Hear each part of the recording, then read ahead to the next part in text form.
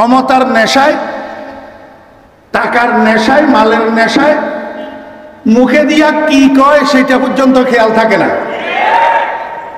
চরমনাইর বিশ্বাস হুজুর বলে গাঁজাখোর বলে,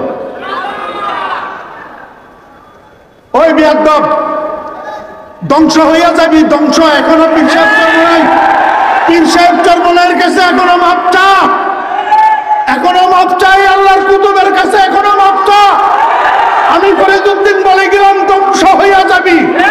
যার মুখ থেকে বাইরেছে পীর সাহেব চরমনাই মিথ্যা কথা কয়, পীর সাহেব চরমনাই গাঁজা খায়, যার মুখ থেকে বাইরেছে এখনো হুজুর জিন্দা আছে, মাপ চা, নতুবা ধ্বংস হইয়া যাবি।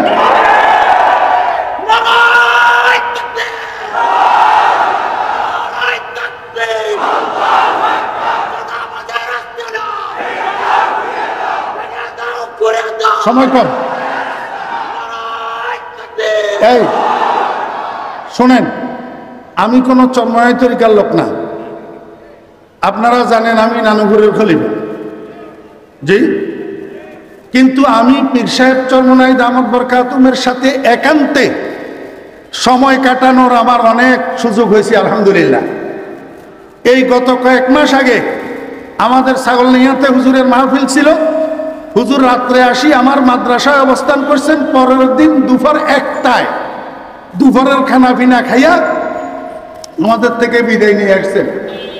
আমি একান্তে অনেক জায়গায় অনেকবার বর্তমান পীর সাহেব হুজুরের সাথে বসার, কথা বলার, একান্তে হুজুরের সান্নিধ্য পাওয়ার আমার সুযোগ হয়েছে। আমি দেখছি এখন মানুষ কথাগুলাই কয় হুজুরেরা আল্লাহ বিল্লাহ করবে, হুজুরেরা আসমানের উপরের কথা আর জমিনের নিচের কথা বলবে, মাঝখানের কথা কয় কেন? হুজুরেরা রাজনীতি করে কেন? রাজনীতি তোমার বাবার সম্পদ, হুজুরদের রাজনীতি করার অধিকার নাই। হুজুররা বাংলাদেশের নাগরিক না, হুজুররা বন্যায় বেশে আসা, বন্যায় বেশে আসছে হুজুররা। হুজুররা রাজনীতি করতে জানে না। বাংলাদেশে এমনও হুজুর আছে তোমার মতো পলিটিশিয়ানকে 50 বছর ক্লাস করাইতে পারে। হুজুর দেখলেই মনে করে কিছু বুঝে শুনতে না। আমি তো বলি আলহামদুলিল্লাহ, কোন অহংকার নয়। আমি ফরিদউদ্দিনের মতো 5-7 জন আলেম যদি সংসদে থাকে, কোন নাস্তিকের বাচ্চার সেখানে ইসলামের বক্তৃতা দেওয়ার কোনো ক্ষমতা না।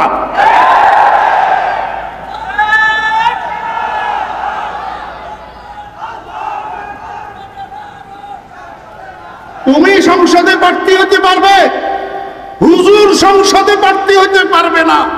কিরে বেটা সেরুমিয়া রেজুমিয়া, হালি সহ তো চারানা লাগিস না যে লোক, হালি সহ এক হালি উত্তর করলে চারানা মূল্য হয় না। এমন মানুষ যোগ্য যোগ্য বিজ্ঞ বিজ্ঞ ওলামায়ে কেরামের বিরুদ্ধে ফেসবুকে কলম ধরা শরম নাই? হ্যাঁ, জমিন কার?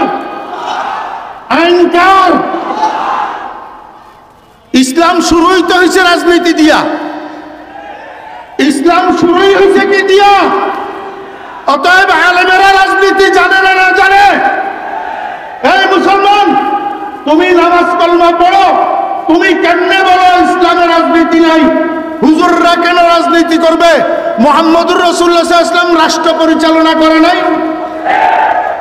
এই মুহাম্মদুর রাসূলুল্লাহ সাল্লাল্লাহু আলাইহি ওয়াসাল্লাম রাষ্ট্র পরিচালনা করছেন না করেন নাই? কি রাষ্ট্রের টাকা চুরি করি, জনগণের টাকা চুরি করি, সন্ত্রাস করি, চাঁদাবাজি করি রাষ্ট্র পরিচালনা করছে? হযরত ওমর ইবনুল খাত্তাব রাদিয়াল্লাহু আনহু মুহাম্মদুর রাসূলুল্লাহ সাল্লাল্লাহু আলাইহি ওয়াসাল্লামের দ্বিতীয় খলিফা, অর্ধ পৃথিবী শাসন করছে, অর্ধ পৃথিবী। ইহুদি খ্রিস্টানের বাচ্চারা এখনো পর্যন্ত রাষ্ট্র পরিচালনার ক্ষেত্রে হযরত ওমর রাদিয়াল্লাহু আনহু রাষ্ট্রনীতিকে অনুসরণ করিয়া রাষ্ট্র চালা। ইসলামের রাজনীতি আছে না নাই? ইসলামের রাষ্ট্র পরিচালনা আছে না নাই? অতএব ওলামায়ে কেরাম, মসজিদের ইমামগণ, মসজিদের খতিবদের সংসদে প্রার্থী হওয়ার যোগ্যতা অধিকার আছে না নাই? লা ইলাহা লা ওয়ালিয়া ইল্লাল্লাহ, আল্লাহ ছাড়া আর কোনো অভিভাবক নাই, আল্লাহই একমাত্র অভিভাবক। আল্লাহর জমিন আল্লাহর কথাই চলবে, আল্লাহর আইনে চলবে। মুসলমান ভাইয়েরা নামাজও পড়ে, রোজাও রাখে, হজও করে, যাকাতও দেয়। ভোট দেওয়ার জন্য আসলে চোর কতগুলারে ভোট দেয়? 12 বাড়ি গৃহস্থ, 13 বাড়ি চোর, জায়গার নাম হারামখোর। এই জন্য আমাদের গতকাল আগারগাঁও পরিবেশ অধিদপ্তরে আমাদের একটা সমাবেশ ছিল। সেখানে বক্তব্যে আমি বলেছি, বাংলাদেশে যতগুলো মিনিস্ট্রি আছে সেই পুরাতন নামের আমি বলবো আরেকটা মিনিস্ট্রি নতুন করেন, নতুন মিনিস্ট্রি, সেটার নাম হবে ক্যারেক্টার মিনিস্ট্রি। সেটার নাম কি হবে? ক্যারেক্টার মিনিস্ট্রি, চরিত্র মন্ত্রণালয়। যতদিন পর্যন্ত এই জাতির চরিত্র ঠিক না হবে ততদিন পর্যন্ত এই জাতির শান্তি আসবে না।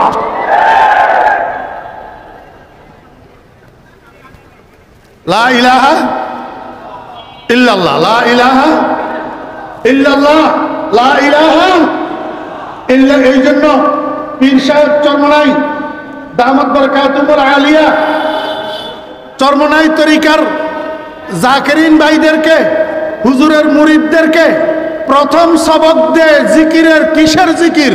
লা ইলাহা